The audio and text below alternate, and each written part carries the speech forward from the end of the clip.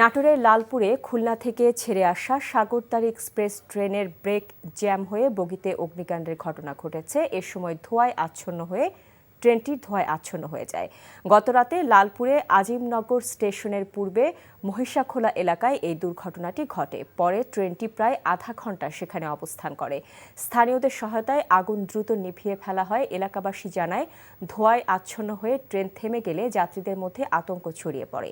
এ সময় এক নারী যাত্রী আতঙ্কিত হয়ে ট্রেন থেকে লাফ দিয়ে আহত হন। রাত 10টার দিকে পরিস্থিতি নিয়ন্ত্রণে আসলে ট্রেনটি রাজশাহীর উদ্দেশ্যে পুনরায় যাত্রা শুরু করে। চাকরি পেয়ে গেছি। চাকরি? আপনার কি কোনো কমন সেন্স নেই? আপনি একটা মানুষের বাসায় ঢুকে পড়ছেন কিভাবে? বাসায় প্রবেশের কি নিষেধ আছে নাকি? এই অসময়ে ছাদে আসার কারণ কি? নতুন করে কারো প্রেমে পড়লেন নাকি? আমি আকাশ দেখছিলাম, আকাশ দেখতে দেখতে হারিয়ে গেলাম, হঠাৎ করে আপনি আসলেন।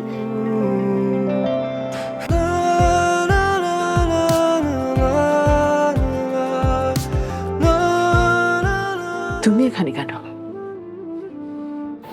আমার অনুমতি নিয়ে এখানে আসা উচিত ছিল তোমার। মা, এই ছবিটা কার? আমার ম্যাডাম এই ছবিটা দেখে প্রতিদিন কাঁদবে কেন মা? এই মেয়েটা কি সব কথা বলছে? মারিয়া, তোমার কি হয়েছে?